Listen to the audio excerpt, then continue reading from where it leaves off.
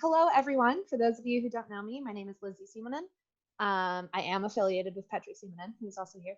I am a part-time student in the creative writing MLit at Glasgow University, and I am here today with my good friend Brian Tyrrell, who is, well, I know you through work, basically.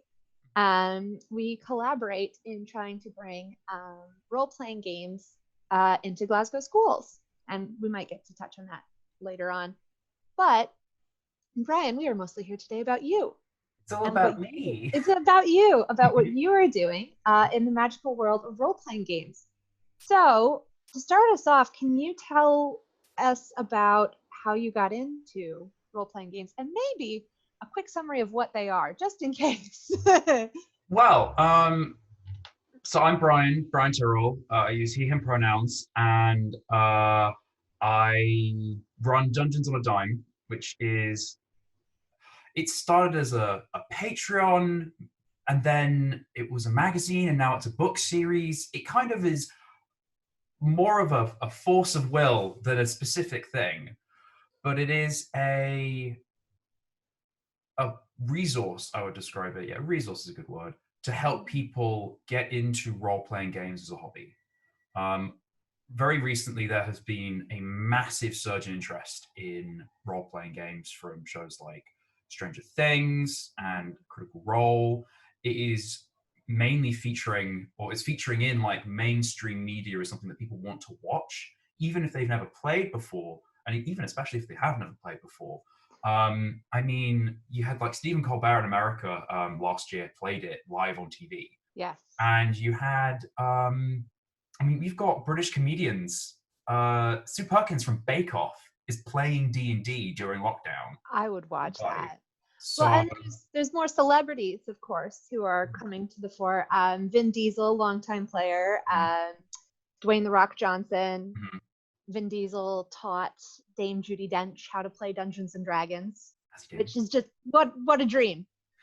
I mean, I would love to play D&D with Dame Judi Dench. I feel like she has a lot of range for her characters, and honestly, it could be so cool. Could you imagine?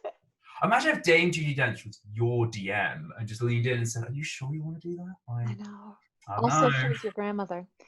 So, yeah, so it's Dungeons and Dragons that has really come to the public consciousness, but we're also thinking today about tabletop role-playing games as a whole, because it's not just Dungeons and Dragons, even though that is sort of the big name at the moment.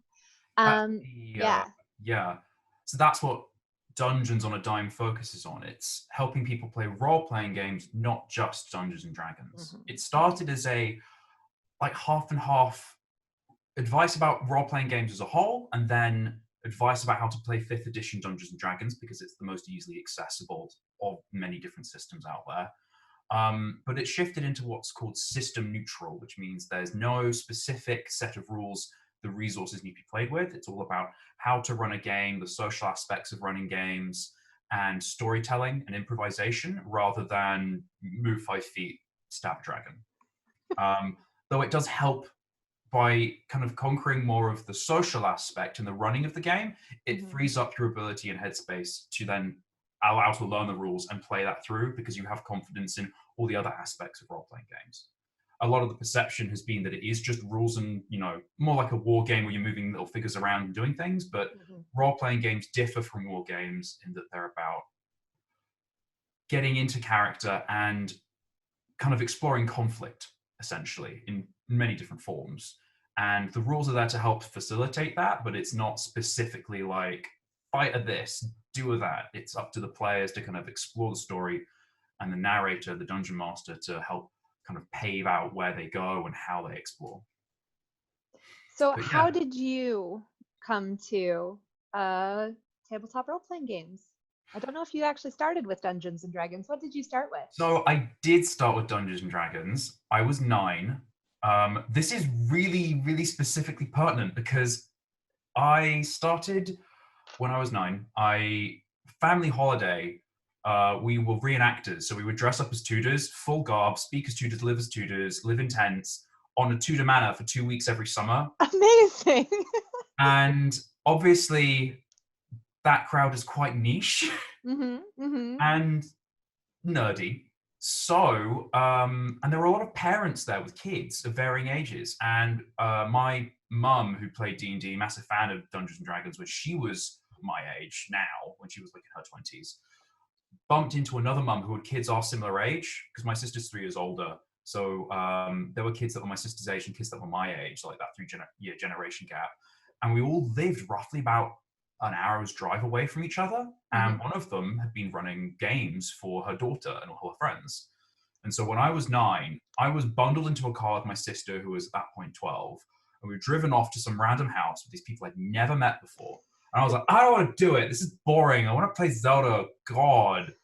And then a day game later of AD&D, original Dungeons and Dragons, I was hooked. And every month, because we were all in school and stuff like that, so every month, one weekend, we would go over to Yvonne, who was my dungeon master at the time, to Yvonne's house and play with her daughter and everyone in that kind of social circle who we all knew from reenacting.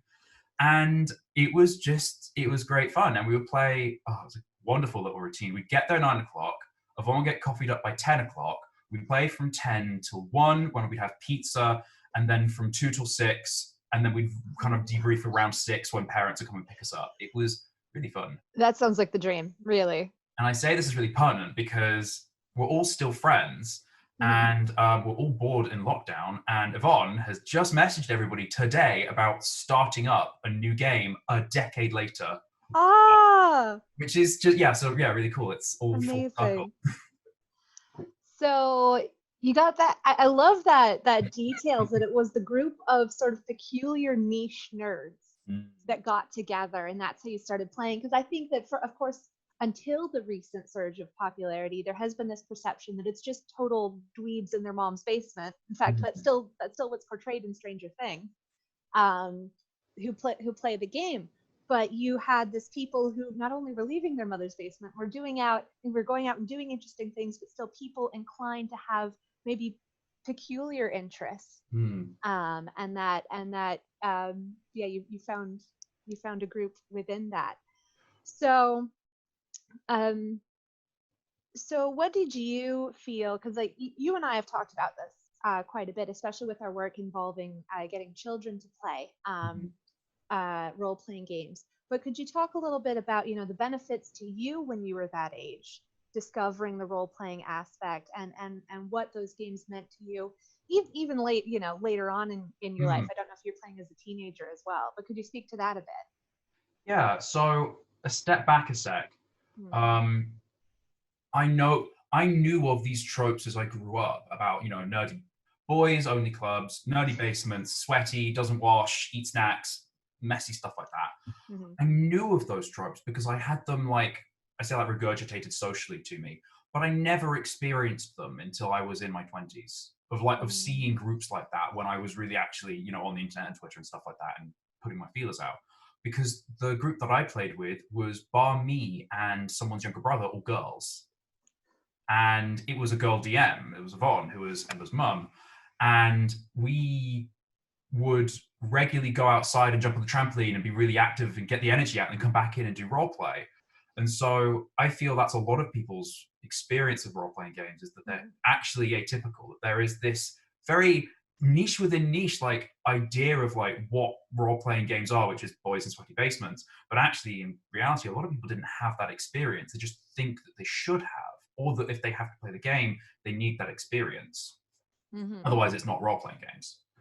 So these games were really useful to me growing up because I have a full diagnosis of autism, which is a social disability, which means you have difficulty with interpersonal skills. And Dungeons and Dragons is so good at basically just teaching those specific skills without there ever being a specific onus of failure if something goes wrong. You've got a divorcement between the player and the character. So the player is controlling the character. Character's going and doing things. Character is trying to barter for the release of a prince who's been kidnapped by a dragon. If the character fails, then the player learns from that experience, but the player isn't responsible because the character failed, not the player. And ultimately, if everyone dies, if everything goes wrong, you still laugh about it because, oh, do you remember that time we went to the dungeon and it just collapsed on us? Man, that was awful. We rolled new characters and then kept on playing. We did something else. Then we were dragons. I don't know. It's a fun way of just learning how to speak with people, work in a team, both in character and out of character, and other, important aspects like timekeeping and, appropriate social content, like bringing snacks, listening to people, a lot of different levels of information, all wrapped up in like a game. Because ultimately you don't know that you're learning these skills. You're just like, I'm a ranger and I want to shoot stuff. I'm going to turn into a dragon now because I've got magic, and I'm going to run around and, oh, there's a bear talking to me. But you're learning all these different interpersonal plastic social skills. When we pitch the games to schools, we talk about, well, because I work with libraries, we've had to talk about this sort of literacy angle. And certainly with these rule-heavy systems, with Dungeons and Dragons in particular, you have to read all of the things. But there's actually, when you get into the practicalities of playing, there's like note-taking. There's a lot of maths you do. I've been working with the secondary school librarians in Glasgow making new characters, and they have been alarmed by the amount of math that they have to do. Oh, it's delightful. My boss is going to be playing a human fighter. It's adorable. Anyway, someone has to. Someone has to. And you're right. Like those social interactions. You're not, you are sitting at the same table or maybe on the same Zoom call these days, but there is that face-to-face portion of it that, these are other humans you're talking with, and you're given this maybe more navigable social script. You're the party, you're the druid, you have to go, talk to this bear. And Brian, maybe you told me this, or there was a study that was done that showed exactly what you're talking about, that when people experienced a negative outcome in a role-playing game, they would say, oh, my character fell off a cliff, she's such a klutz. But when there was a positive outcome, they would say, oh, I threw this eldritch blast and I hit the dragon straight in the face and it was awesome. And so they owned the successes, but the for want of a better word, failures or the lack of successes was on someone else. They learned from those experiences, and they were able to take all of those positive traits and just feel good about them. It's what I love about role-playing games, and what I love about running games with people as well, because you're able to give that experience to people and make them feel like actual heroes, that they're doing really cool things. It's just such a great game. And it's one of the things I talk about in Dungeons on a Dime and those sorts of resources, is how what different people's roles are at the table, what people's roles are in game, and how you navigate those to get a great experience at the end. Yeah, there's certainly a lot to be discussed about just the human interaction that happens around the table, because these are sometimes stressful events can happen. You can even lose a party member, for example. For those who don't play, it is possible for a character to die fairly permanently, unless you have the ability to resurrect them. So there's a lot of emotion that can come out of it as well. Sorry, go ahead. No, go ahead. What I'm really glad of with role-playing games being very much in the forefront now is that there are more people being brought to discussions about this, and then it's getting better and improving with every single iteration of rules and different like side games that people make. There are a lot of really good safety tools out there for roleplay that make sure that everyone's comfortable at the table, and that you can navigate those more complicated emotions while still having a good time and being able to reflect on that and go, yeah, that was fun, I want to do that again. It's something that isn't talked about as much as I think it is with new players, because maybe it can seem overwhelming, but ultimately I feel if you are able to nail like what the point of the game is, what people want, and also be able to tell people in an adult way, like, oh, hey, I enjoyed that. Hey, I didn't enjoy that. Let's try something else. You're going to have a much better time from the get-go, rather than kind of relying on half-baked social rules that you don't really talk about and that sort of stuff. And being able to talk maturely about your feelings and your excitements and things like that. For a game, you can take that out, and then you can apply that into all sorts of other social spaces. You can talk about that at your work, like, oh, I'm loving this project. Oh, I don't think that went well, but that's not your fault. It's the project. You get all of that sort of like healthy criticism skills as well. That's a really interesting skill that does come out of that experience. And yeah, I hope we have more discussion about sort of how to be a respectful, part of this group endeavor. Hmm. Now, when I first approached you to work together, a big thing that we talked about was just the amount of space there is for personal identity to be Hmm. expressed in games, whether that's your gender presentation, if or your view of yourself, or maybe how you'd like to be viewed. These different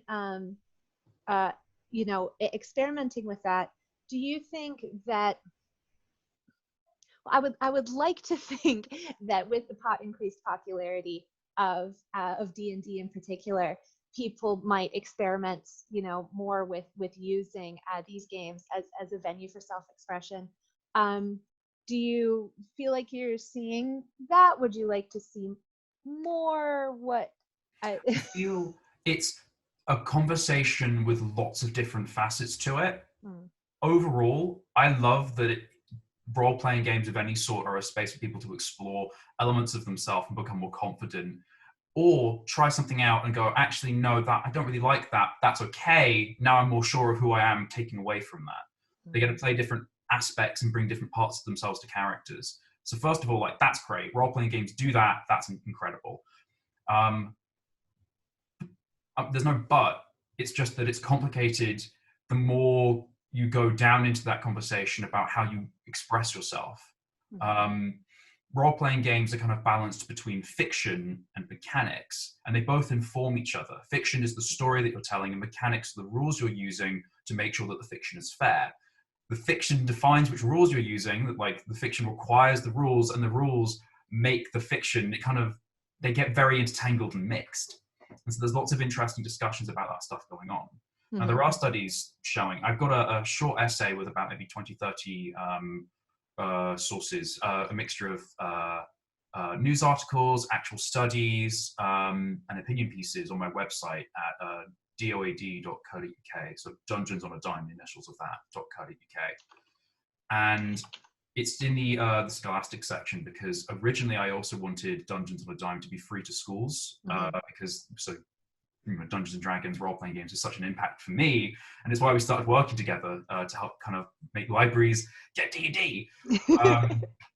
But I have an essay there with a bunch of sources in if people are interested to look them up. But in general, it's very important for people with disabilities to experiment with how they want to present themselves, and also for queer populaces to explore their identities, try new things out in safe spaces, knowing that everyone else is of a like mind at the table.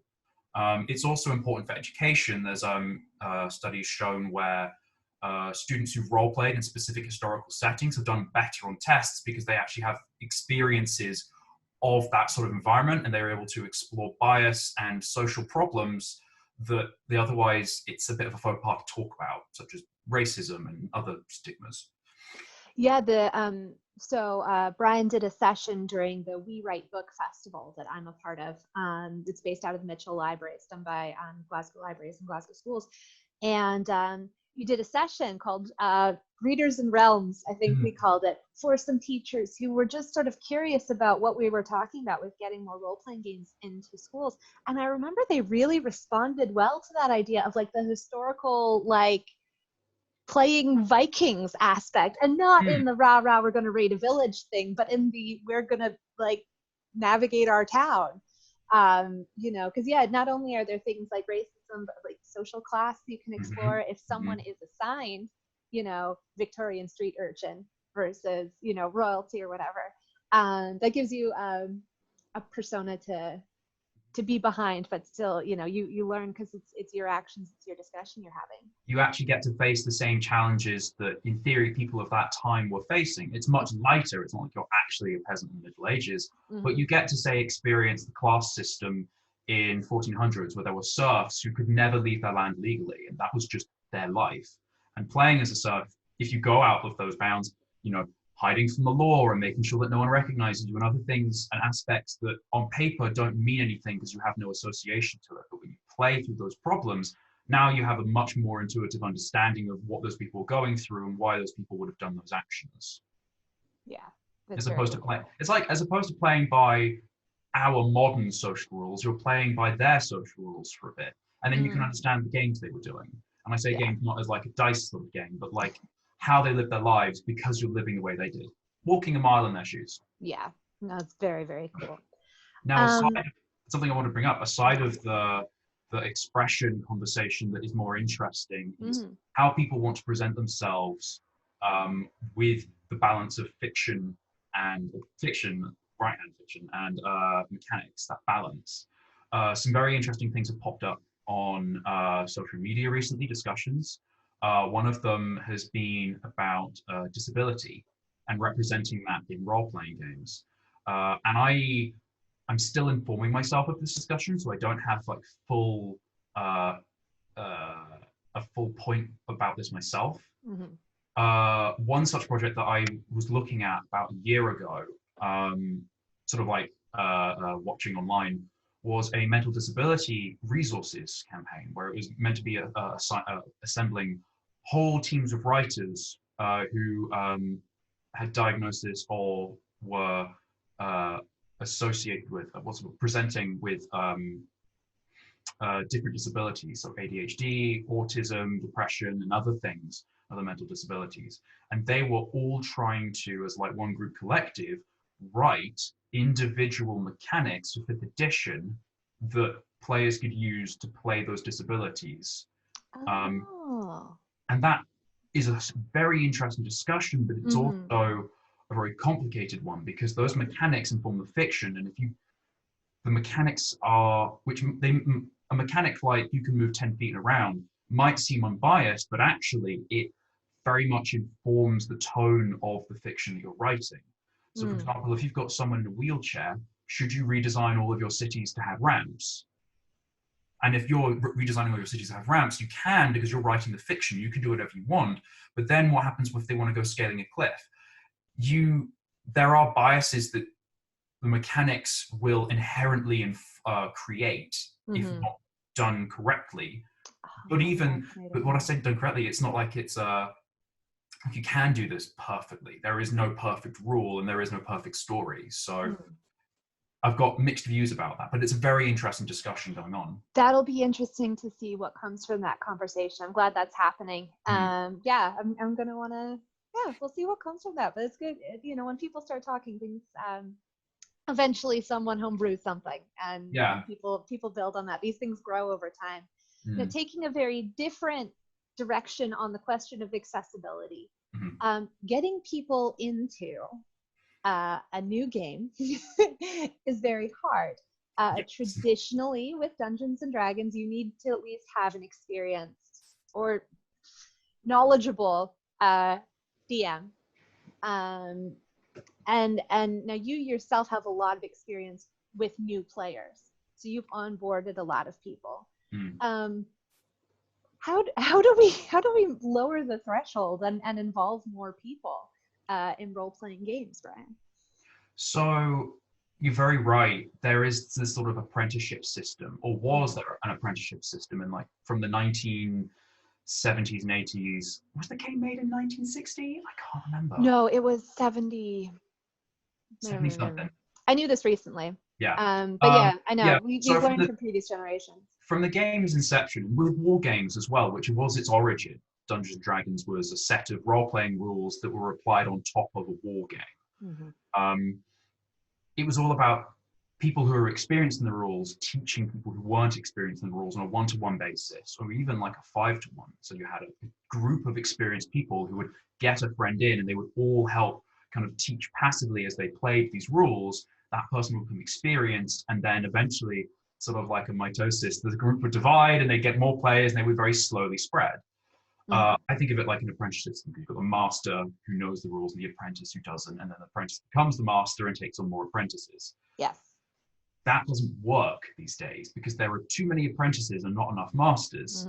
And even then, there's this idea or sort of like social bias that in theory someone can know all the rules and that they are an authority. And actually, when you're playing a role-playing game, it's everyone's opinions and everyone's experience that needs to be taken into account.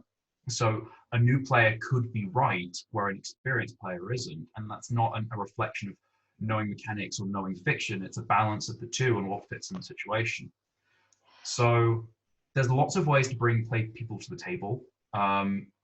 Shows like Critical Role are one of them. It's very helpful to be able to see people playing and talking about how they're playing, the rules they're using, and dungeon masters like Matthew Mercer having debriefs socially online, being like, oh, so people ask me about this rule and I'm going to tweet a bit about this and my decisions and stuff like that. Those are great insights, but there is a lot of content out there that even if it isn't a 900 page set of books, it's still hours of videos and hundreds of thousands of words of essays about rules you have to read to be able to get in. So I really prefer rules light games that are only a few pages long, that have some basic rules and explanations of how things work. I'm going to screen share in a sec actually, but one of the things that I wrote for Dungeons on a Dime was a game called Adventurers on a Dime, just getting to the right page for it, which was designed to get the, here we go, this is my screen. It was designed to introduce a lot of the concepts of role-playing games without necessarily overwhelming either the narrator, as it's called in this system, or the adventurers, the players. We're going to say, Oh, well, no, I can already see. So I have had a look at this before, but it's super cool. So rather than the 6 stats and bazillion skills of Dungeons and Dragons, I see you have cunning, vigor, and willpower here. Are those then the base scores that everything? So those are the adventuring characteristics. Something else that is a big barrier to entry with role-playing games is a preconception of what specific words and terms are, because they have a history. But that doesn't actually mean anything to a new player. And so you kind of pick up these traditions, but you don't actually know why you use them, and they might not make sense at your table. The age-old intelligence versus wisdom debate. Yeah. Yes. Another example of that is everyone's got a word at home for a remote controller for a TV. I call it a squidget. I've heard people call it a dibber, a dabber, a laser beam, like stuff like that. Everyone's got a term for it. My parents call it a phaser sometimes. Phaser, yeah. So if you have lots of people coming in with preconceptions, they pick up those preconceptions from the groups they play with. But then if they go and play with other people, those preconceptions do not match. Because if I say pass me the squidget, you're like, oh, what do you mean? And we go through lots of words and we go, oh, you mean the phaser? And it's more complicated. So when I wrote Adventurers on a Dime, I wanted to get the feel of a role-playing game with very simple mechanics and with a lot of terms and words that were linked specifically to what those terms mean in that language. So a big preconception with role-playing games, with Dungeons and Dragons as an origin, is that you've got strength, dexterity, constitution, intelligence, wisdom, and charisma. And those 6 stats have very specific boundaries. So wizards use intelligence, and fighters use strength, and rogues use dexterity, and that sort of stuff. Clerics use wisdom, and clerics don't need to be intelligent because they just use wisdom and things like that. I know. So 3 base abilities, cunning, vigor, and will, or willpower, can be used in any what is called ability roll, because these are the abilities. They can be used at any point to perform a challenge, to try and deal with conflict in the story.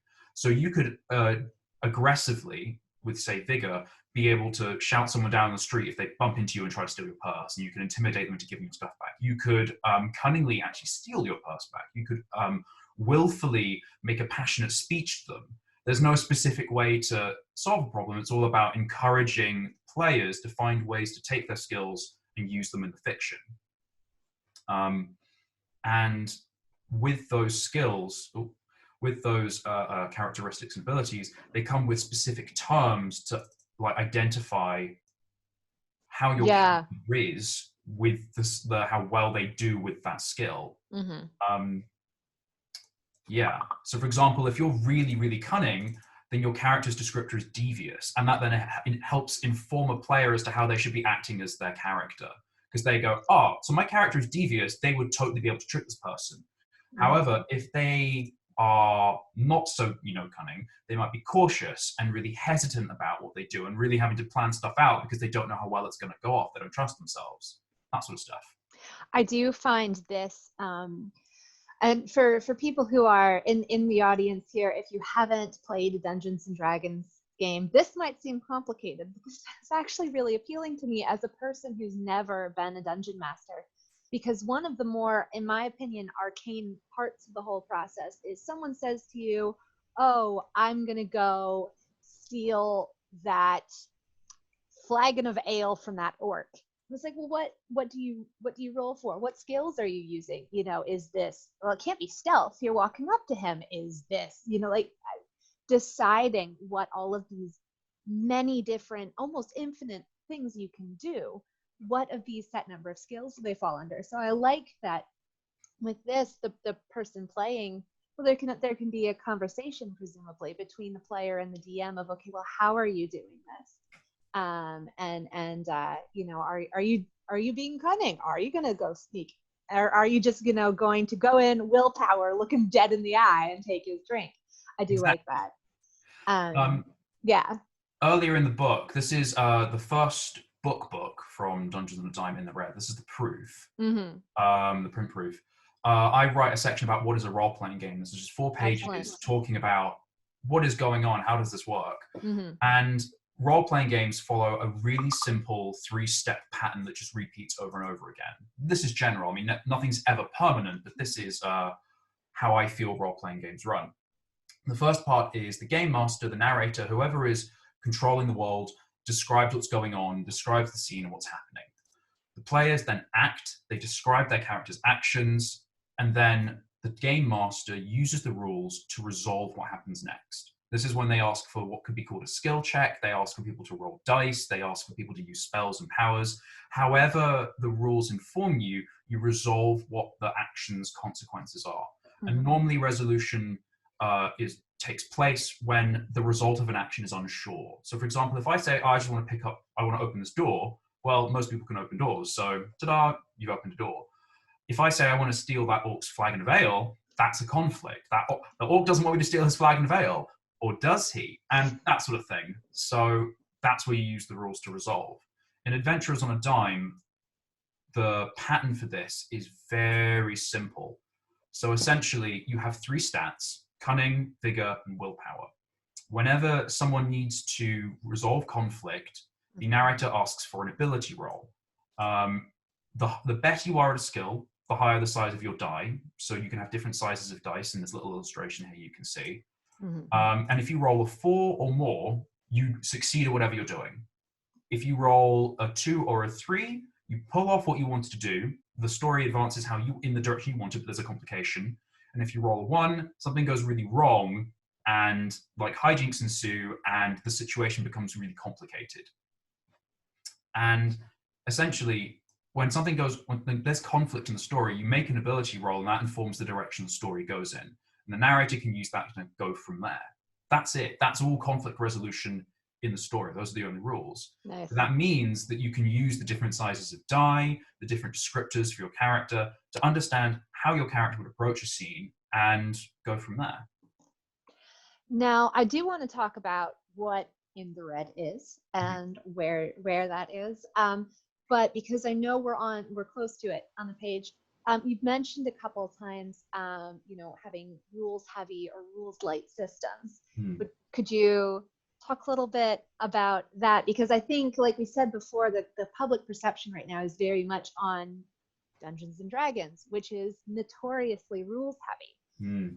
Obviously, we've got now, Adventures on a Dime, you've demonstrated is much more rules light. But can you talk a bit more about what's out there?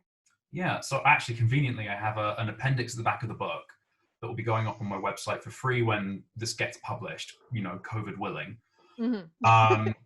Rules-heavy systems are normally split over several books, and they have rules that help resolve a big variety of different situations.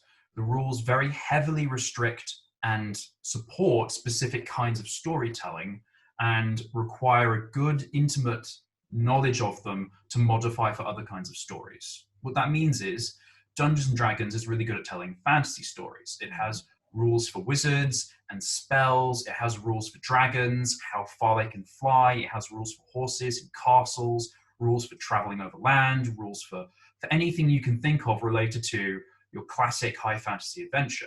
Mm-hmm. If you want to put laser guns and spaceships and that sort of stuff in Dungeons and Dragons, you're going to have to know the rules very well to be able to incorporate all these different mechanics that are going on. However, when you do know the rules, it can be very satisfying playing it because you're able to use the mechanics to really directly create consequences for stuff that's happening in the fiction. So when a situation happens, you know exactly what rules you need to do to find out what happens next, and the rules give you a lot of structure as to what happens and where it goes. There are other systems in here as well. So Pathfinder is a kind of like, sort of like a cousin to Dungeons and Dragons. Yeah. Maybe like a decade or more ago, Pathfinder split off, or was based off of an edition of Dungeons and Dragons, and has grown into its own thing very much over time. It has a second edition out, which has some very interesting mechanics different to Dungeons and Dragons. Other games like RuneQuest and Vampire the Masquerade have very different feels. So RuneQuest is more Bronze Age, archaic storytelling, and Vampire the Masquerade is a very gothic, kind of modern horror kind of storytelling game. Rules light games, compared to rules heavy games, are much shorter, but that doesn't mean they are entirely only like 2 or 3 pages long. Rules light games can basically contain all the rules for everybody in a single book, is a way of defining them. And that book could be quite thick, or it could be only a few pages, very, very thin. But ultimately, the players and the dungeon master, the narrator, whatever sort of roles you've got going on, are all using a similar set of rules, or the same set of rules, and everyone's on the same understanding there. Where instead, say with rules heavy, the dungeon master has their own rules book, the players have their own rules book, all the monsters are kept in another book, that sort of stuff. Rules light games generally are more flexible in how they present a story, and the rules are therefore a little bit less specific. Where in, say, Dungeons and Dragons, you've got rules about castles and horses and how far horses can ride, a rules light game might just say, here's a rule for any kind of building, and here's a rule for any kind of vehicle. So you could be driving a car, riding a horse, or swimming along with dolphins. You just use all the same rule for each of those specific situations, where in rules heavy, dolphins have a rule, horses have a rule, cars have a rule. Yeah. Rules light games are more forgiving for new players because you're able to be more flexible. You don't need to have as intimate a knowledge of the systems to have some really fun storytelling. That doesn't mean rules heavy are bad for new players. It just means that you need some help to get playing them. And that's where you can have, shows like Critical Role and other live play shows giving you examples of how it's all working out and easily getting you in. And then even lighter than rules light, you have one shot, which are short, very specific styles of game. The rules can be very specific or very flexible, but their idea is to create a very specific aesthetic, a very specific story with easy to understand rules that can be played in what's called a session, which is how long you play a game for. So stories might continue from session to session to session, in rules heavy games and rules light games with the same characters, like episodes of a TV show, but a one shot is more like a play. You just have one session, you do it in one sitting, and you're done. So one shot games are very specific in how they do that. So Lasers and Feelings is a sci-fi game, and it is really about that very Star Trek feel of the William Shatner and lasers shaking, like sort of thing. I need to play that. Yeah. Yeah. And it might not be so good to say do a crime noir storytelling game, which you might want to try a different one-shot system for that. We had great success with Honey Heist. You got a room full of teachers who had never played any sort of game like this to play Honey Heist. And they completed a game. They learned it and completed a game in under an hour, and were delighted. And yeah, it says right here, Honey Heist, your bear is trying to steal honey. obviously this is not gritty noir. This is not spaceships. I think they broke into the Mitchell Library and were trampled by children until the incompetent panda distracted everyone. Mm-hmm. It wasn't the panda's fault. It was incompetent. And there was they were really, really happy. And it was just a light, joyful thing because the premise is absurd. You know, it's bears attempting a honey heist. So I like what you're pointing out about they serve specific functions, if you like. These are specific worlds and stories that come out of these. But it can be very hard to put together a party for an ongoing game that's going to have many sessions over years. But it's a lot easier to find 4 or 5 people to sit around and play bears for an afternoon. Yeah. It's also a good way to try out role-playing as a hobby, because Dungeons & Dragons isn't the be-all and end-all of role-playing. None of these games are the role-playing game. Yeah. Role-playing as a hobby is about telling stories with your friends, having fun with the mechanics, making cool characters, doing interesting things, and telling stories that you think are cool. And that could be any kind of story. If you wanted to do more of a gritty, dark kind of story, so like The Witcher or Breaking Bad, there are games out there that can help you support that storytelling. You can be Walter Wright if you want to, the whole posse of Jessies, if you want. Yeah. But no one knows from, no one ever sits down to binge an entire TV show and go, yeah, I guess I could watch that and watch every single episode at once. Instead, they watch the pilot, they watch the first episode and go, yeah, I like this, let's keep going. And and that's what one-shots are. They are a pilot, almost. They give you a really specific idea of what that kind of storytelling is like. You go, yeah, I like that. And then you might try and find a rules-like game in that same vein of storytelling. Or you might use that one-shot to play lots of different stories of that kind, lots of different, crime noirs or whatever. Yeah, I once participated in a D&D one-shot that is still running as a game 2+ years later. Yeah. Yeah. We love it. But these, you just get hooked. So we've got about 15 minutes left here. I encourage people to write questions or comments in the chat box. But Brian, can you tell us about In the Red, which is going to be eminently a real shiny physical book? It's going to be I'm just checking if I've got the book with me. Hang on, I'm going to stand up. And I am wearing trousers. That's comforting. Quarantine, it is a bonus. Hang on. It's behind the entry, the safest place in the house. I have some proofs of the actual book. It looks gorgeous. It was a Kickstarter campaign I ran in October, November of 2019. Can you stop sharing your screen real quick? Sorry, just so we can see clearer video. Thank you. Ta-da. So flash that book again. A book, yes. Beautiful. So this is In the Red. This is the proof. This is not the finished book. But it is originally funded on Kickstarter in October of 2019. Had about 200 backers, and this is the product that you were looking at on the screen. It's a system-neutral resource to help people start playing role-playing games. So it is mostly tips and tricks and a story to play through with your players as the narrator, the person telling the story. So it has different characters in there that you can play as the narrator. It has a full story that you can explore with your players.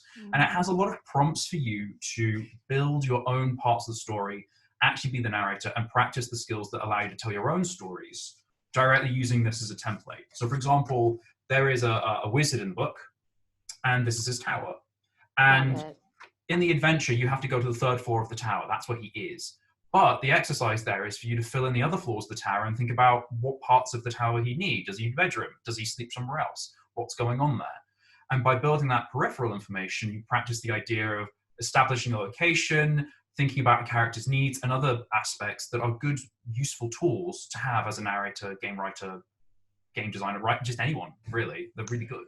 So there's been a lot of intentionality about making this sort of a training exercise for people who are maybe new to the role-playing game world. So you are continuing this sort of master apprentice, a little bit, Jedi training. That's excellent. But I'm doing it in a way that I feel doesn't require someone to hold your hand. Absolutely. Because I've specifically written the book so that it's also just like, there's some really gorgeous art in here. The art is beautiful. Really talented illustrators all the way through. And it's been such a joy to work because I'm able to give so many graduate illustrators like their first like proper published chance to be in a book that's going to be it's going to be in Waterstones. It's going to be everywhere. Yeah, I was going to say, where can we buy it when it comes out? How much is it? You can pre-order the book at my website, doad.co.uk. We're currently, everything's ready to go.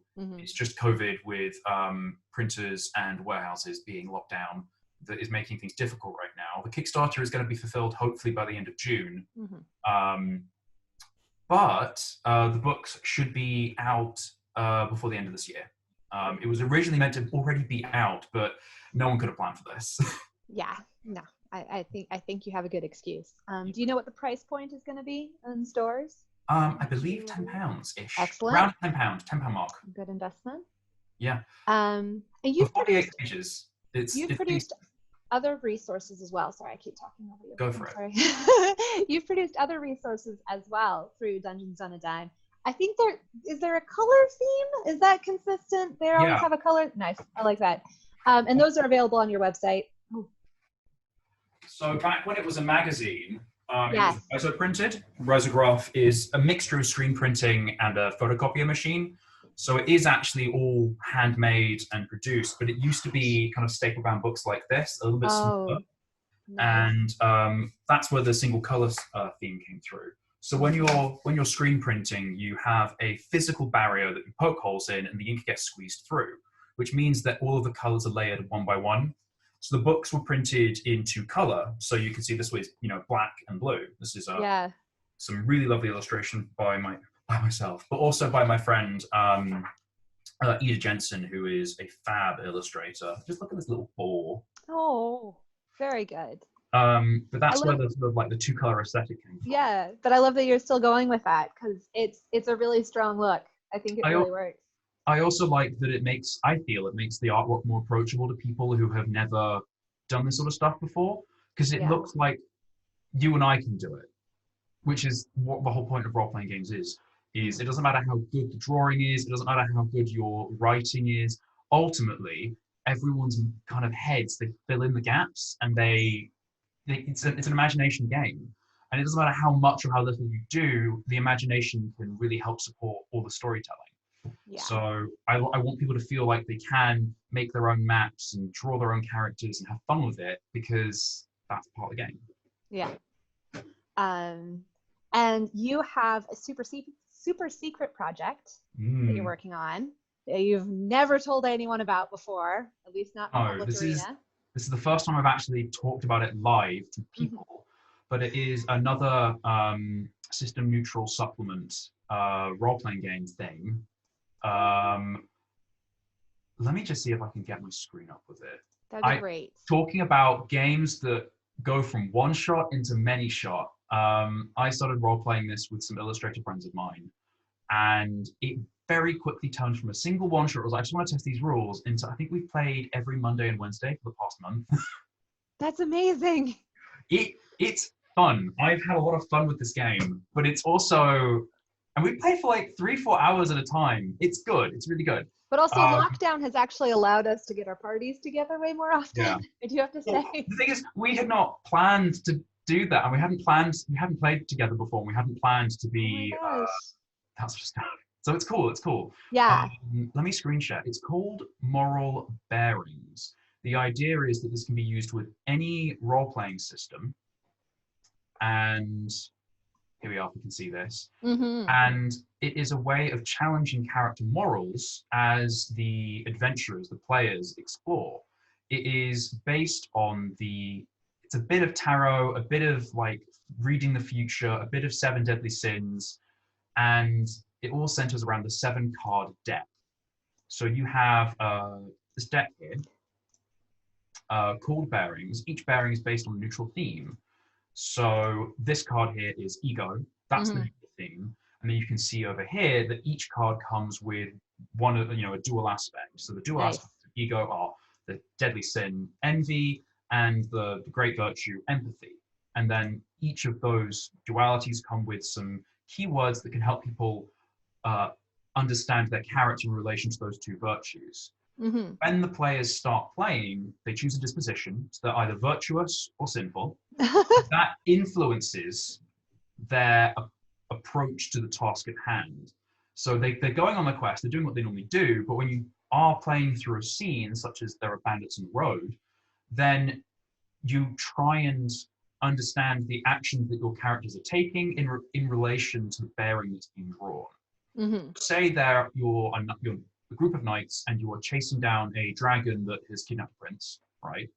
So, players might be like, right, we're going to stab this dragon, we're going to charge through this tower, we're going to loot it, and we're going to get this prince, and we're going to be heroes. They might think of themselves as virtuous, but as they reflect on their actions as they go through, they might be acting quite sinfully. For example, they might be very lustful for their goal. They might be very greedy when taking the loot from the castle. They might be acting with wrath when they kill the dragon. And they might be acting with pride when the prince goes, "You just killed my boyfriend." And it's a way to challenge all of those black and white morals that we think of when we think of traditional alignment and character motivations, and instead build a more complex gray moral structure. So when you use this, are you using this along with another rule system? Is this an add-on to sort of whatever? Nice. The incentive that also helps teach distancing from character and interest in the story as a whole, as opposed to just character success. If you act in line with your virtue in a scene, then you get a mechanical advantage in the story. If you go against your virtue, or if you go against your disposition, so if you're virtuous and you act sinfully, you get a mechanical disadvantage. Wow. And the idea is that your bearing, if you go against it consecutively, it switches. So you can go from virtuous to sinful and realize that actually you have to act a bit sinfully to really get the true goal of what your characters want out of it. So if the knights go into a situation thinking they have to be virtuous and merciful and actually find out it's better to take more of a scorched earth approach, they've swapped to sinful, but they've learned something about themselves along the way. Yeah. And if their disposition switches to sinful and they keep being sinful, they start getting advantages again because they have cemented their views. That's really interesting. Well, cool. And the players and the dungeon master decide what the advantage and the disadvantage will be before they play. So that way everyone's on the same page. Good. It can also lead to more interesting storytelling because if you go against your morals but don't realize it, and you're like, oh, I didn't realize that I just conflicted my character. You have a disadvantage, and you go, oh, I have to think about this. And you go, wait, no, it doesn't matter if I have this disadvantage. I think I have to do this anyway. I'm going to do it because that's what my character believes in. Then your disposition swaps, and you start doing the other thing. It can be really fun to have that as a mechanic that challenges character thoughts in a mechanical way. I'm all about the story when I play, as you know. So I'm very excited to hear more about that project as it unfolds. So thank you for that sneak peek of what is to come. Yes, it has been really fun working on it. And I am hoping that it's going to be a great opportunity to get to work with a bunch of writers as well. Good. Give those writers work. Yeah, well, I mean, along with this sort of base mechanic of the tables, of the cards even, there'll be a bunch of tables that the dungeon master can go to for random prompts about a scene or how to make a scene more complicated. So there's the 7 options, and then each option will have a themed problem that brings conflict into the story related to the card that's been drawn. So if you know that the players are traveling, you can go to the travel table, and if you draw, say, wrath, that result on the table might be a vicious robbery. So that you've got a random prompt that's related to wrath, and then you can start thinking about what's going on, or patience as it is. And hopefully I'm going to get a bunch of writers to be able to come in and write, 1,000-word tables. And then everyone kind of pitches different tables, and we have a whole bunch of resources that we can really help make some cool stories. Well, you have my number. Will you make physical tarot cards? This is very important. This is the other thing. I'm a aesthetic queen. I'm working with a really good illustrator friend of mine, Jake Stark, who is Strange Arcade on Instagram. And he is going to be designing the coolest tarot cards. The idea we're pitching right now is that it's going to be the long tarot card, thick aesthetic. It's going to have each of the neutral bearings written on them, and then it's going to have an illustration that is a really in-between scene where, for example, if it's say wrath, it could be someone giving someone a hand up onto the horse, or it could be someone shoving them off. The image reads both ways. And then around the edges of the cards, it's going to have the synonyms of both virtues. So that way it's like a physical prop that people can be playing, stuff like that.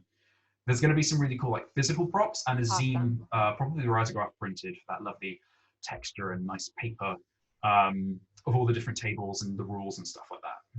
Great. So we're down to the last 2 minutes here. So I posted the link to your website there, doad.co.uk. People want information about your work, they check there. You said you sign up for emails? Is there an email thing? There isn't an email thing yet, but if you follow me on social media, I'm Dungeons on a Dime everywhere, basically. Yeah. On Twitter and everything. And if you follow me on Kickstarter, then when I make this project go live, we're thinking the end of May, but you know, it's touch and go, then you can follow along with how that's going to go. Awesome. Yeah. Well, very excited to see In the Red in bookshops everywhere. Soon, hopefully soon.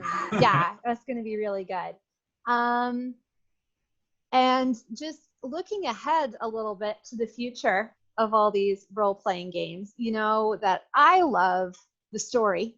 There, you know, of course, every game. Well, I have a very wise friend who says we all play D&D for different reasons. And every game includes different aspects.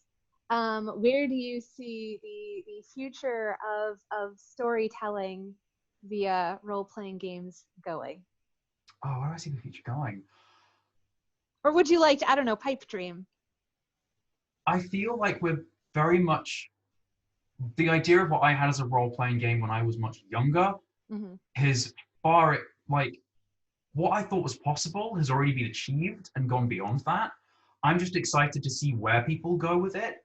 I think it's going to be a much cooler way to explore scenarios, ideas, and play as bad guys and good guys and all sorts of different characters in a safe space. And I think it's going to be a good tool to have in lots of different scenarios. It's going to have a place in the workplace. It allows people to make those social bonds without having that work external pressure of, oh, I have to be nice to my boss, that sort of stuff. It's going to help kids in schools because they'll be able to work through social issues and mental health problems and be able to have a deeper connection with their friends. It's going to be great just as a hobby. I'm excited to see not Dungeons and Dragons, but role-playing games in all spaces. I think that's the future. And that idea of storytelling and how we tell our own story in relation to how we live our lives. I love it. Thank you. I love that even in this world of ever-evolving technology, and like we are doing this festival, the many ways we can keep in touch, there's something inescapably human about sharing stories together. So it is the oldest tradition. It is. And long may it continue. So thank you so much, Brian, for sharing your work. Yeah, no, this is a blast. I mean, I always love to talk to you. But thank you for sharing your passion. And everyone, please follow Brian. Go to his website and follow him on Twitter. And if you have any questions about D&D or role-playing games, I love being distracted from actual work by answering them. So please, please, please just message me. I'll always be there. All right. Well, thank you, everyone. I'm going to close the meeting now. But yeah, everyone go find Brian. And see you soon. Have a good day. Enjoy the rest of the Fringe. Yeah, there are some really cool shows coming up. Yes. So yeah, all right. Have a good rest of your evening, folks. Bye-bye. See ya.